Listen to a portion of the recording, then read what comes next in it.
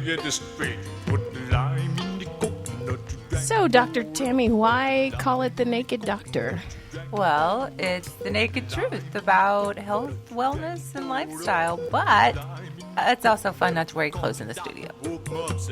Hi, welcome to Naked Doctor this week. This is Dr. Tammy. And this is Cryssie. And we have a fabulous show for you this week. Yeah. We have the famous Dr. Wilson of the Wilson thyroid syndrome. Very exciting. Yes. And Cryssie and I were just talking this morning about some of the frustrations that we have with traditional docs.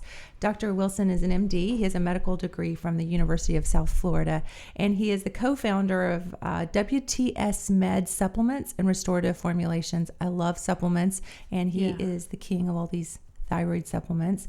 He also developed the concept of Wilson's temperature syndrome, and he did that quite a while ago in 1988. So he was observing people with low thyroid and low body temperature, and yet they had normal blood tests. Mm-hmm. That's a real frustration for people. They know something's wrong with their thyroid, but yet something is not quite right. The test says normal, I can't do anything for you. Yeah. And so he has dedicated his life basically to understanding this and helping people with that, with a very unique way of doing that by checking body temperature. Because most people say, their body temperature is low. He's the author of Wilson's Temperature Syndrome, a reversible low temperature problem, and the doctor's manual for Wilson's Temperature Syndrome, which I refer to his stuff all the time in my practice. That's awesome. And he's got also recently released evidence-based approach to restoring thyroid health. So he speaks regularly all over the place. I heard him speak at our anti-aging conference in Las Vegas last fall. So just amazing guy. Very personable, very kind, very gracious and nice. That's nice. And very easy to approach. And I'm so excited that we have him on the show this morning. Yeah. I think a lot of, my personal, I don't want to say it, but my endocrinologist, some guys in those fields don't have the greatest bedside manner. I know that maybe it's just because they're very science-minded. I've always written it up to that. It's very frustrating. It's been very type A personalities, and it's difficult to feel warm and cared for. Maybe I'm just expecting too much. Well, no, I think most healing starts with the environment and the relationship. Right. So I think that's very important. But so we're going to do that was a quick intro this morning, Dr. Wilson. Doing it quick. So let's go ahead and call him and bring him on in. We'll take a little commercial break here. And when we come back, we'll bring the famous Dr. Wilson. Wonderful. So excited.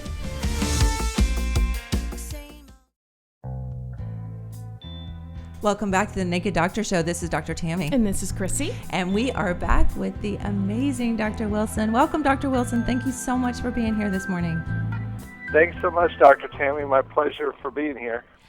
We are so excited. Cryssie and I were just talking when we just did the intro about how frustrating it has been, especially for her. And she said, that's really weird, because we were talking about the whole temperature thing, which we'll get into, that when she goes to the doctor's office, they'll be like, your temperature is really low. Yeah, is your temperature usually low? And I'll be like, I guess. I don't walk around with a thermometer in my mouth, but yeah. So I'm really excited to hear how you kind of got into this, and how did you first notice this, and how did you make that correlation and that link with the temperature? And Well, a patient brought in a book to me called Hypothyroidism, the Unsuspected Illness. It was written by a Dr. Broda Barnes, and he viewed thyroid. He viewed body temperature as a really excellent indicator for thyroid function, and he used it to diagnose what he thought of as hypothyroidism. And his idea was that was an indication that somebody needed thyroid medicine for life. And one thing that I found out accidentally is that when people have normal thyroid hormone blood tests, but they still have low body temperatures and all the symptoms of low thyroid function and low body temperatures, then it's usually not something that needs to be treated for life, but it's usually something that's reversible and that can be corrected in a matter of months or sometimes weeks or days. That's very exciting. And for our listeners out there, I want to say right now, if you can grab a pen and paper, you're probably going to want to take some notes, because this is going to be some great information. Yeah, and if you're listening to a podcast later, then you'll want to pause it and take some notes as well. Grab your stuff. So what is, can you talk a little bit about that? the implications of like normal thyroid blood tests and low body temperatures and what the average person can do. I know a lot of my patients, when they've come to me, they're like, I know it's my thyroid. I'm so frustrated. They're gaining weight or they can't lose weight. And the traditional doctor they get, Cryssie and I were just talking about, yes. before break, her experience at the endocrinologist office, just a lack of real compassion. And can you talk about that, I know, Cryssie? and it's not so much that I expect someone to give me a hug and go, oh, it's going to be okay, but I would like to think that there's some concern taken, that there's a little bit of thought going into this. It was frustrating for me because I was talking about some diet changes that I made and how I personally felt like it was making some good changes for me, and my endocrinologist said, and I have to say, he's very underweight. He's noticeably underweight. And he said, well, that's great. I know it's frustrating trying to maintain a weight. I can't even put weight on myself. And I thought, then that's the first time I really got a good look at him. And I thought, that's a concern for me, because if you can't maintain your own system, how do I expect you to take any care in mine? So it was a little bit frustrating for me. Yeah, I can understand that. Sorry to hear that. There's I guess it goes back to the fact that it's really quite simple, and I'm not going to appeal to really any too much scientific theory. I'm just going to appeal to everyone's common sense when I say that the whole purpose of the thyroid hormone is to go into the cells of the body and determine how fast your body transcribes DNA. That's what thyroid hormone does. That's what it's for. So it basically tells your body how fast to live. And a thermometer is like a speedometer, because the temperature of a body is literally proportional to the kinetic energy of the molecules, or in other words, the speed of the molecules. And one thing that's really interesting, if you think about it, there's 4 vital signs. Like when we go to school, we're taught about vital signs, right? And when you go into the doctor's office or into the hospital, they're going to record your respiratory rate, your heart rate, your body temperature, and your blood pressure. And what's really interesting about that is 3 out of those 4 measurements have to do with speed. Your heart rate is speed, your respiratory rate is speed, and your temperature is speed, because your temperature is your metabolic rate. Wow. It's the speed of your metabolism.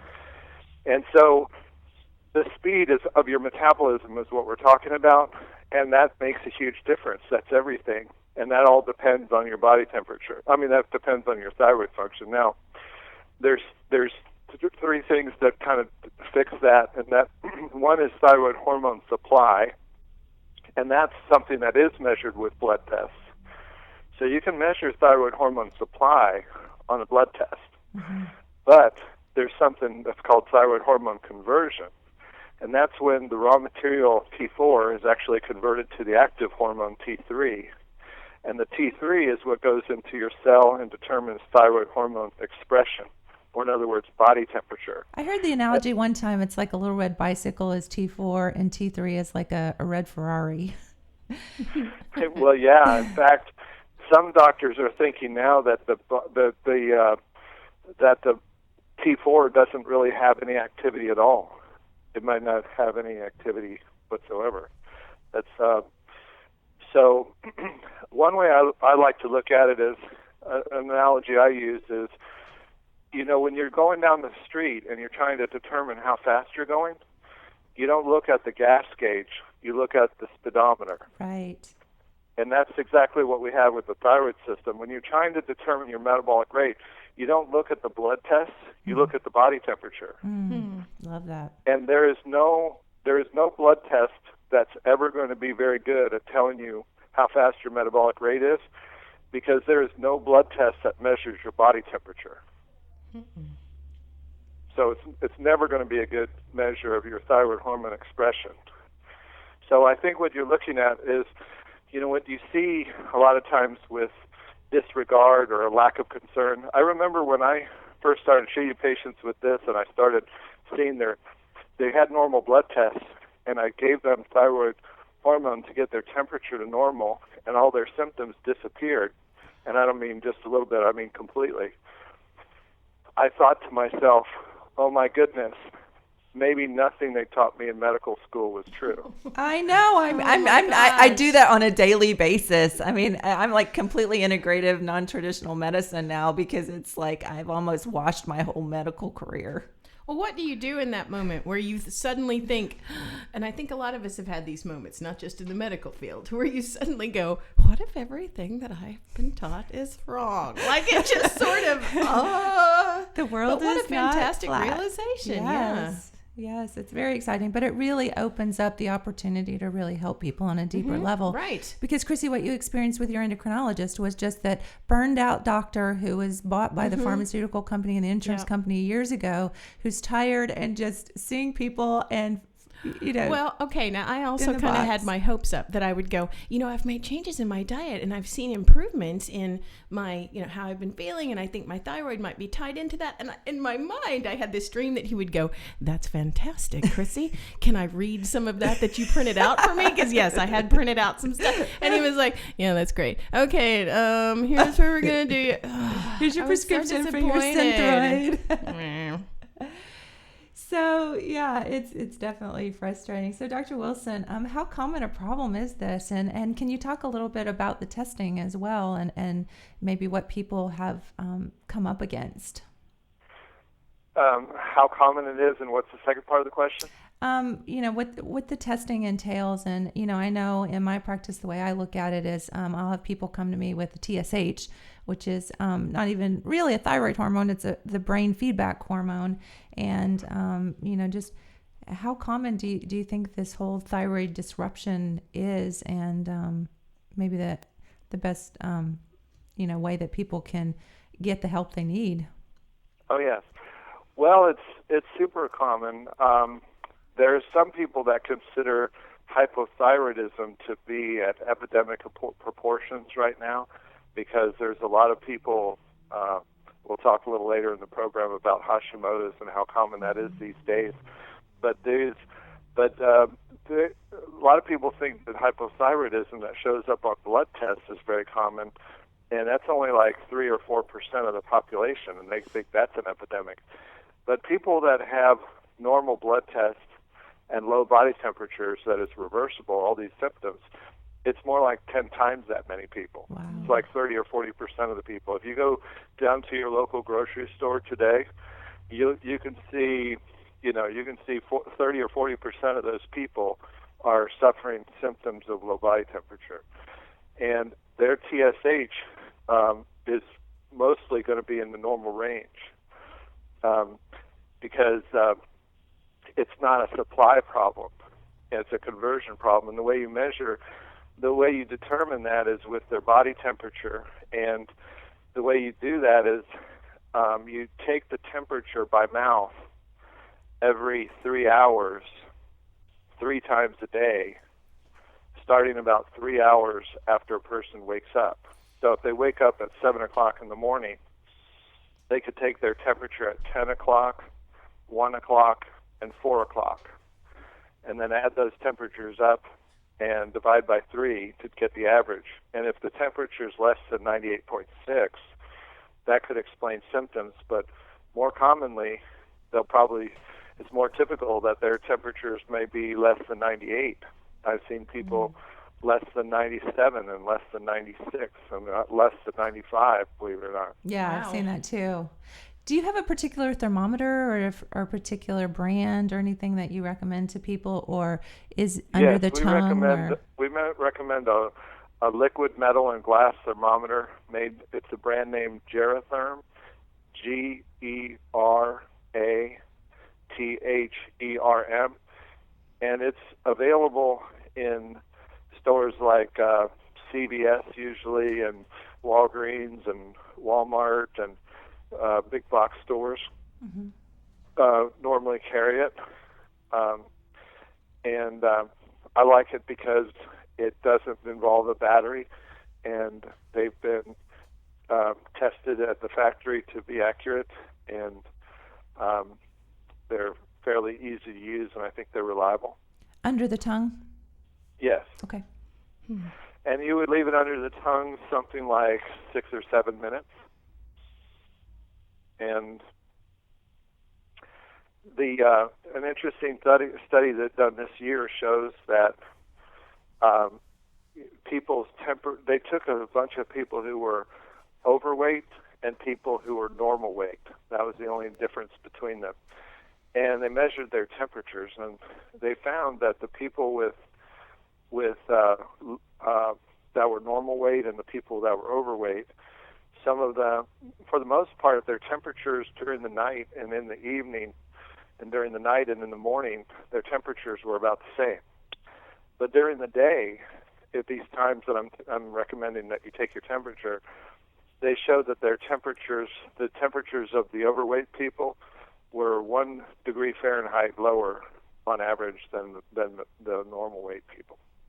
And that's when you're actually being more active. Am I right? Yeah, exactly. And that's why I like people to. Another way to look at this is, I like people to take their temperatures when they're having their symptoms, and that's usually the ones they complain about are usually during the day. Mm-hmm. But another thing you can tell people is take your temperature when you're feeling your best, and take your temperature when you're feeling your worst. And so they can start making a correlation between the way they feel and their body temperature. And that's when they can really start to see the correlation. That's so fascinating, because that is not something I would ever think that we would be having as a discussion of thyroid. Well, I want you to take your temperature a few times a day. What? Yeah, your speedometer. I love it. So can you talk, Dr. Wilson, just a little bit more about the different testing and what TSH is? And for people who are listening to this who suspect their thyroid or on thyroid medication currently, they're probably very familiar with TSH. I would hope that they're at least empowered and educated enough to know that somebody's monitoring a TSH.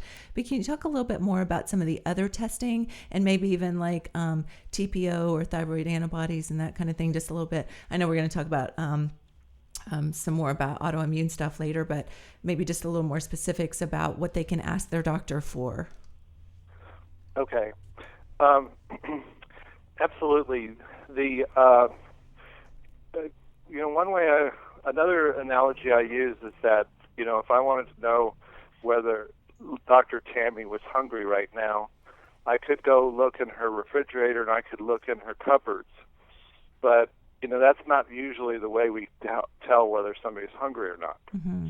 We normally just ask them, hey, are you hungry? Would you like a grilled cheese sandwich, or would you like a salad? I mean, we don't really, it doesn't really matter what's in their refrigerator. It matters what's in their stomach. Right. And so in a similar way, the supply is important, and you can check that with a TSH. But other than that, and if they have a supply problem, if they have a high TSH, and which indicates that they have a supply problem, and remember, that's by far the smallest group of people we're talking about. We're talking about, less than one time, maybe one time out of 10, a person with low temperature is going to have a supply problem. Mm. Most of the time, it's not a supply problem. So even if you never looked at a blood test at all, you might be able to diagnose these people a lot better than doctors are right now. You'd have a 90% chance of diagnosing them correctly, even without any blood test. But yeah, a blood test is going to help identify those 10% of people that actually do have a supply problem, and that's something. And you could measure. You could get some other tests, but and if they did have a supply problem, it's good to see.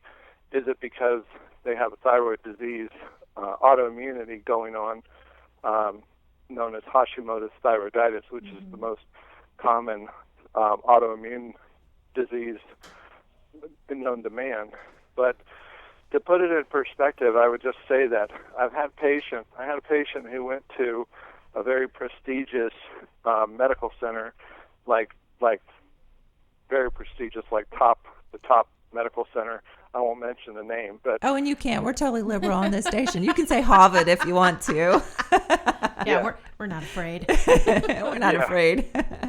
And so they, but $30,000 they spent on this workup, because this woman had symptoms of fatigue, depression, And she got a first opinion, a second opinion, and a third opinion, and they finally sent her to this place, and they spent all this money on testing, $30,000 on a workup, and all the king's horses and all the king's men could not help her feel better again.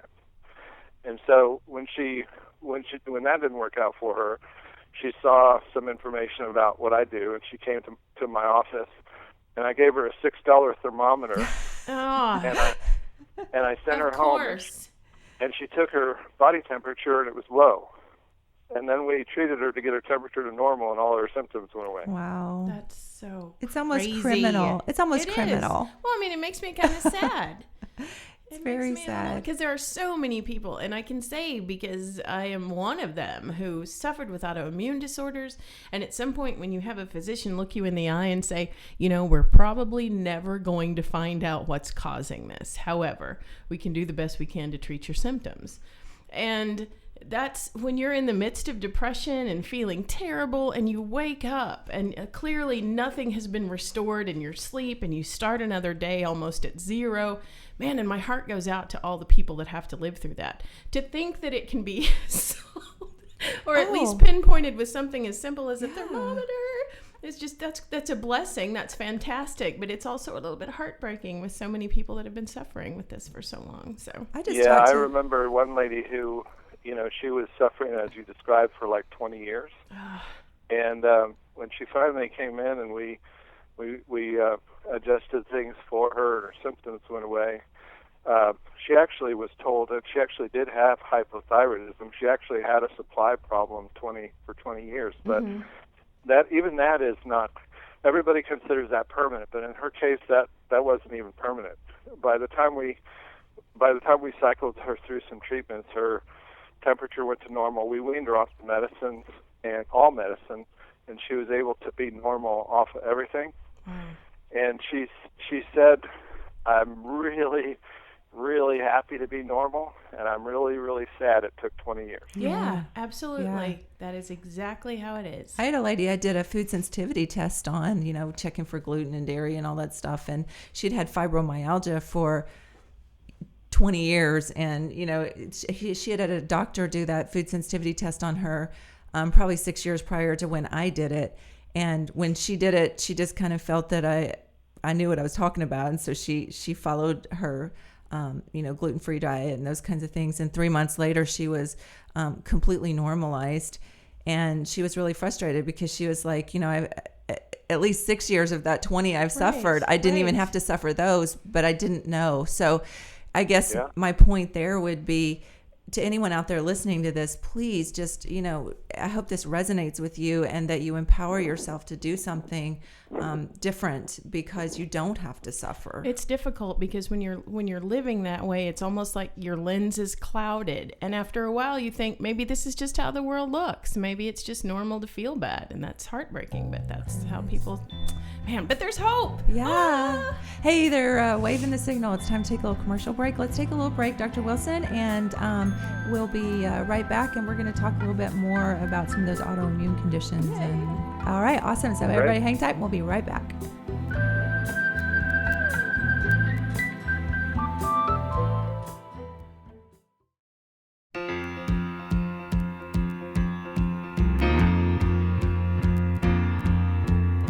Welcome back to The Naked Doctor. This is Dr. Tammy. And this is Cryssie. And we're here with the amazing Dr. Wilson this week talking about something that could be life-changing, life-saving. For a lot of people. I just talked to a patient this week who went through severe depression until she got her thyroid disease treated and taken care of. She was almost suicidal, and her brother actually did commit suicide like 2 years before that. Said they had a huge family history of that. So I just think that, could they have saved her brother's life? Yeah, this encompasses so much more than just, I'd like to lose a few pounds. Yeah. This is huge. Yeah, this is potentially life-saving. I'm sure, Dr. Wilson, you've probably heard stories like that too, that people were literally at the verge of at their wits' end, ending their life. Even they were so sick. Definitely. The common way they put it is that they would rather be dead than to live like that. The doctors will say, well, you'll just have to learn to live with it. And they say, well, I'd rather be dead than live like this. Crazy. So, Dr. Wilson, can you talk a little bit about stress? I know you do a lot with adrenals, and maybe describe what the adrenals are a little bit, and then maybe we can even get into a little bit of what causes the thyroid to get out of whack, because I'm sure a lot of people are really frustrated with, once they kind of say their aha moment, okay, I think it is my thyroid. I've confirmed it's my thyroid. My temperature is really low. I think that sometimes with compliance and with seeking out answers and treatment, maybe if they understand the basis of what caused it, they can communicate and make some changes too. Sure thing. Yeah. I mean, everybody knows that we go through periods of stress, and it can be when we're going through stress, it can kind of slow us down a bit. I mean, a little bit of stress maybe can pump us up and give us energy and get us going, but prolonged stress tends to drag us down a little bit, and it might get discouraging, it might get depressing, it might get a little bit hopeless feeling, and we might have trouble sleeping, and then when the stress is passed, that kind of reaction is to help us conserve energy and to help us get through the stress, and that's fairly normal to mourn losses and different things like that. But when the stress is passed, we tend to start sleeping better, and we start to pick up, and we start to eat better, and we start recovering, and we kind of get back on our feet.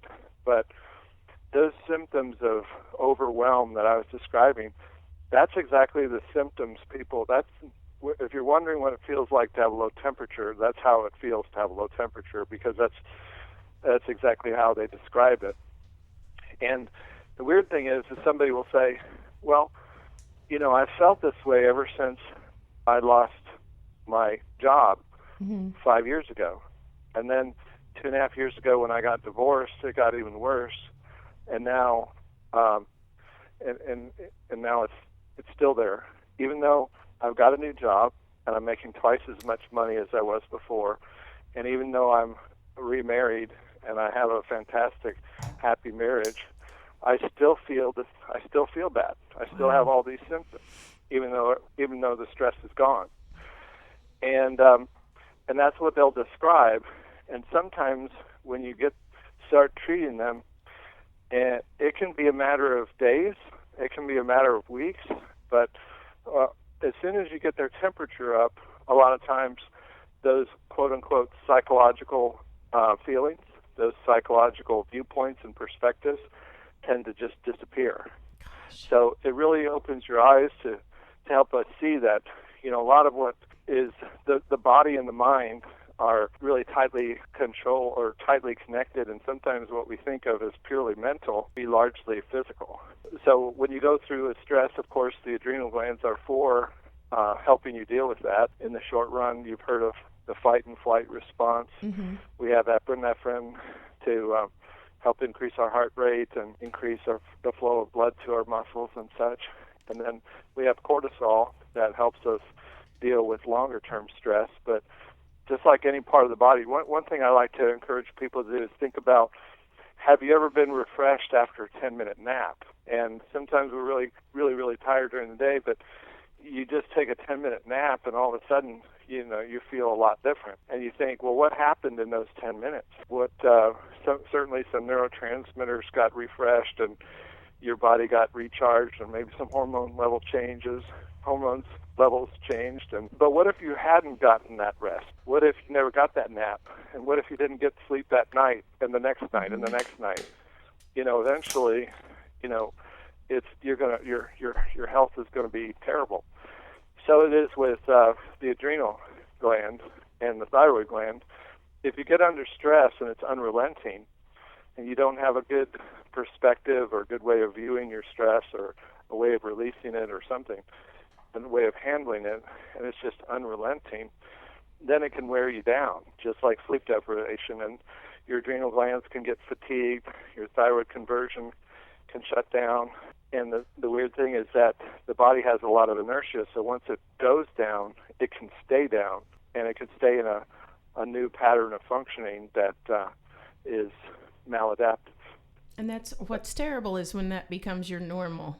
At some point where you're like, yep, that's my normal. I went into my general practitioner one time when I was in the depths of feeling my worst. And I said, I need you to hospitalize me for exhaustion like they do for famous people. He said, what? And I said, really, I think I just need a few days in the hospital with people bringing me food and I can just rest. And so, like, isn't that a diagnosis you can put down there? Like, she has to be hospitalized for exhaustion. And he said, regular people don't do that. I said, but I need it. At least you recognize you need it. Yes. And then I think something that some people do, which I tend to do too, I'm just being real, is when you are stressed, you tend to go for those comfort foods. You tend to go for those things with high glycemic index, a lot of sugar, and then you get that insulin response. And that plays into the cortisol and the thyroid as well, right, Dr. Wilson? Isn't that kind of an issue too?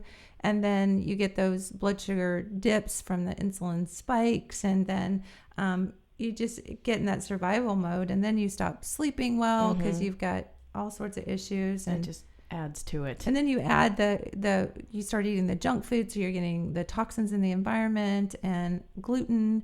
And I love that book, and you've got quite a bit of stuff about grains and things in your information as well, Dr. Wilson. But can you speak specifically a little bit to maybe toxins and gluten? Sure. The gluten in wheat, you have some people are sensitive to that, and when you have gluten sensitivity, one of the things it can do is it can be hard on your gut, and pretty soon the intestines that separate the outside of your body from the inside of your body, and I know that might seem a little bit strange to people, but when you open your mouth, I mean, the tube, the lumen, or the lining, or the inside of the tube that runs from your mouth to your anus is actually the outside world. That's not inside your body. It kind of goes through your body, but it's not really it's not inside your body. It's the thing that separates the outside world from your body is that intestinal lining. And so the intestinal lining is supposed to keep the outside world out and bring in nutrients into the inside world where your bloodstream is and your organs are and stuff like that.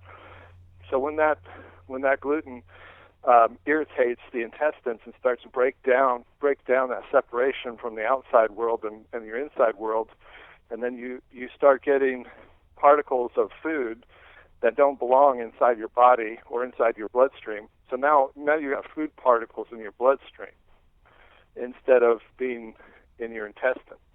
And those food particles the body determines as foreign. And that's the leaky gut that people talk about, right? Yeah. Right. Yeah. Right. Mm-hmm.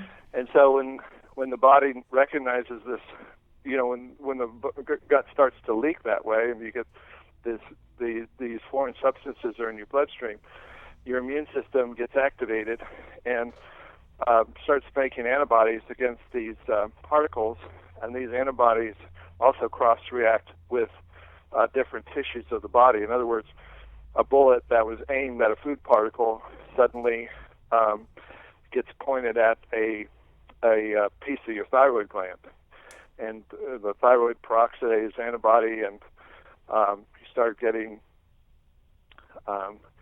oxidative stress, and you start having damage occur inside your thyroid gland, and these antibodies are causing inflammation, and cells start infiltrating some, I guess, warrior cells, if you want to call them that, the lymphocytes, start infiltrating into the thyroid gland to wage war against your thyroid gland when there really shouldn't be any war to be waged. And that infiltration of those lymphocytes is known as Hashimoto's thyroiditis, or thyroid inflammation of the thyroid glands. And it used to be that, and the way you can diagnose Hashimoto's thyroiditis is with a blood test to look for these antibodies. And the antibodies against thyroid peroxidase, there's all kinds of antibodies the body makes against the thyroid tissue, but we only measure a few of them, like anti-thyroid globulin and thyroid peroxidase. But when these, it used to be that a very small percentage of the population would have these high antibody levels. Normally, people wouldn't have that. But now, up to 50 or 60 or 70% of people have anti-thyroid antibodies, which is crazy. Mm-hmm. Yeah, so it used to be like 2%, 3%, but now, if you went into the grocery store and you took everybody's blood, you'd be surprised at how many people have antibodies against their thyroid. Well, it's interesting too, because the range of these thyroid antibodies they call like normal is like less than 20 or something like that. And I tell my patients if they've got any thyroid antibodies at all, that's not normal. I mean, that's not okay. Right. And so it's just interesting to me that the lab range says if you got 20 of these, a little bit of inflammation it's not going on. A lot of poison. You can have a little bit of poison. Right. So that just seems crazy to me. So I'm glad to kind of hear that you're kind of in agreement too. So do you recommend that, so we're going to talk about treatment here in just a minute, but do you recommend that people go gluten-free? Do you recommend they get a food sensitivity like an IgG test for gluten, or that they cut that out of their diet, as well as treating their temperature syndrome? Or do you pretty much just feel like if you treat with the sustained release T3 that you can clear their symptoms with kind of letting the thyroid heal and rest? Well, I think both. I mean, it definitely is a factor, and it's definitely important in a lot of people. And I don't think not everybody has gluten sensitivity. So sometimes you start to look at, well, do I want to spend my time and resources and money on tests, or do I want to spend it on treatment? So in other words, sometimes the treatment can be the test. Like treatment, when you spend money on treatment, sometimes you're covering diagnosis and treatment at the same time. Sure. Because if you give somebody a quote unquote therapeutic trial and you're spending it on something and then they recover and they recover completely and they're normal, then maybe you don't really have to look too much further. I mean, there's nothing wrong with looking further, like especially if they have the money, and especially if you're going to get somewhere. In other words, that $30,000 workup we talked about. I mean, if somebody has the money and they want to look at everything under their health, and I mean, I think that's great. But if they've got that gluten sensitivity though, and they continue to eat gluten, and even after you treat them with the T3 therapy, will it come back if they haven't removed the insult? I think so. I do think I have seen a lot of problems resolve once you get a person's temperature to normal. Mm-hmm. I think that there's such a thing called epigenetics where, we may have the gene for something, but whether that gene is being expressed or not depends on, our health, and depends on some things attached to our genes, and it depends on, so basically our genes and how they're read and how they're expressed is something that's a little bit variable, mm-hmm. and can be under signaling and control. And so I think it's possible sometimes when you get somebody's temperature to normal and their enzymes start functioning correctly, it can change their physiology substantially. Mm-hmm. It can change it almost 180 degrees. I mean, it can make a huge difference. And I think that in some cases that could also affect their gene expression to an extent. And so maybe whereas they were very, getting to the point of being quite gluten sensitive, maybe not so much anymore. But on the other hand, I don't think everything in the world can be solved with T3 therapy, by itself, T3 or herbs, or like for thyroid or adrenal. I mean, I understand, the body is complicated. There's a lot to it. But so yeah, there's some people with gluten sensitivity that, normalizing their temperature isn't going to be enough to solve that, and they're going to really want to look at their diet and keep control over it. But I do think that in some cases it could, resolve it to some degree. And if they have adrenal issues too, then you're going to have to look at maybe all three of those things with taking supplements for the thyroid and the adrenal as well. Yes, definitely. And nutrition. There's so much resistance out there for people going to their traditional doctors, like we talked about. Mm-hmm. Have you gotten much flack from the traditional system? I know I personally have, and I've had doctors call me and say, why have you got this patient on thyroid medication? Their tests are normal. So how are people supposed to get help? Can they reach out to you? And I know that my patients know me, and here regionally and locally they can reach out to me, but what would be your advice for that? Yeah, well, there has been, like, we've been at this thing, wasn't done yesterday, and it wasn't done in a corner. I mean, we've been at this since 1988, so that's almost, what is that? That's almost 30 years. Yeah. So, 25 years anyway. So certainly in the beginning, there was a lot more aggravation and opposition, and there still seems to be. Sometimes doctors, I've heard it said that things change in medicine. It takes about 17 years for things to change, and coincidentally, that's about the same period of time that a patent lasts on a medicine. Wow. Coincidentally or not. Yeah. Oh, Dr. Wilson, they're saying it's time for a little commercial break, so I definitely want to finish this up. So into darn this right those now. commercials. I know. So if you'll hang tight, just hold that thought for 2 seconds, and everybody will be right back in just a few minutes. Oh, I wish I was a doctor who could heal your broken heart, analyze each bruise and hear your story from the start. Ooh, ooh, ooh. Ooh, ooh, ooh. Hi, welcome back to The Naked Doctor. This is Dr. Tammy. And this is Cryssie. And we're here with Dr. Wilson from Wilson's Thyroid Syndrome, and such good information. We've only got a few minutes left in the show, so I definitely want to cover a few of the risk of undiagnosed thyroid disease. And we've already talked about depression and even potentially down to suicide. So, right. People don't want to live like this anymore. So, Dr. Wilson, can you kind of finish that thought a little bit about therapy and how people can get help and the resistance they're going to come up against, and the importance to fight the good fight and stay in there to try to be persistent, yes, to get someone to help them? Yeah, I mean, the reason to fight the good fight, hopefully we've been able to appeal to your common sense. So, I mean, this is just common sense. Of course, body temperature matters. Of course, it's going to affect everything in your body. Of course, it has to be normal in order for you to feel good and have a better shot at losing weight and being healthy and so on.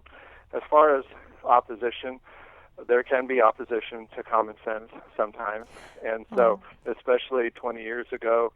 But in the last 10 years, we have something that we didn't have before, and that is we have hundreds and hundreds and hundreds of scientific references that back up what we're saying and doing. So if a doctor... So this is in my new book. It's called Evidence-Based Approach to Thyroid Health, to Restoring Thyroid Health, And that book you can find on our website. The website is Wilson S Syndrome, wilsonssyndrome.com. That's WILSONSSYNDROME.com. Mm-hmm.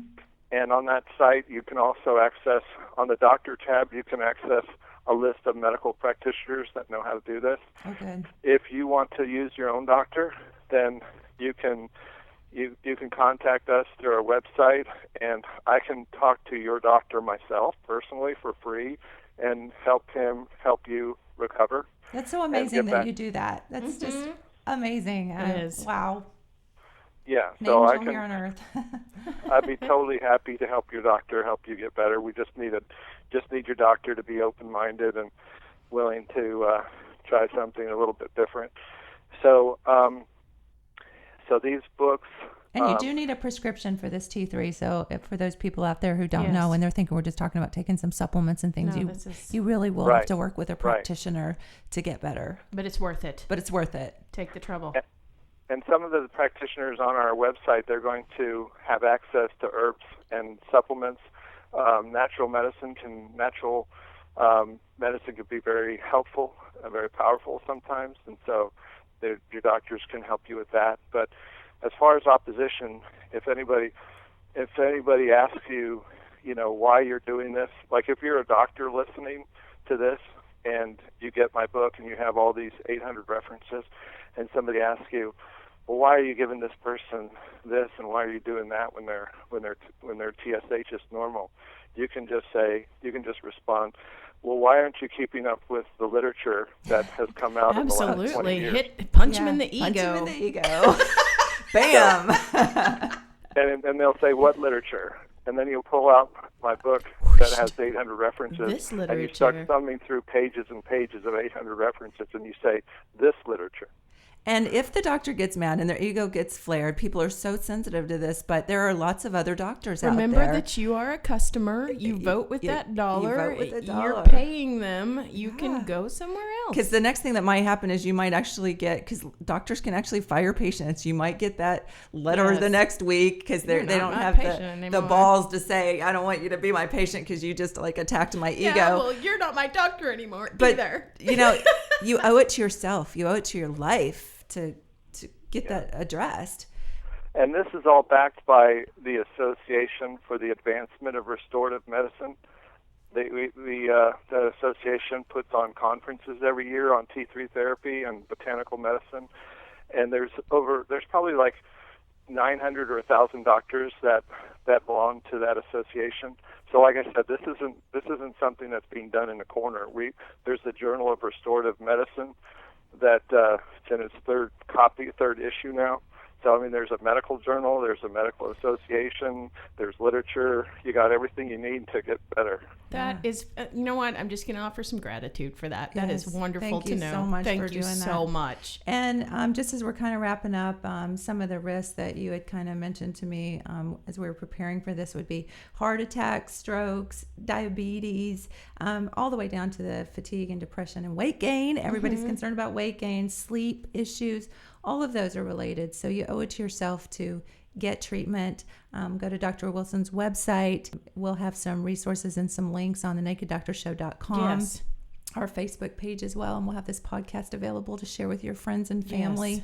And which is a great idea. It is. They're saying it's a little time for a wrap up. Thank you so much, Dr. Wilson, for sharing your information and sharing your heart and your passion and for getting outside the box and really making this available. I know I've learned so much from you. Thank you, Dr. Tammy and Cryssie, and it's been a joy and a pleasure.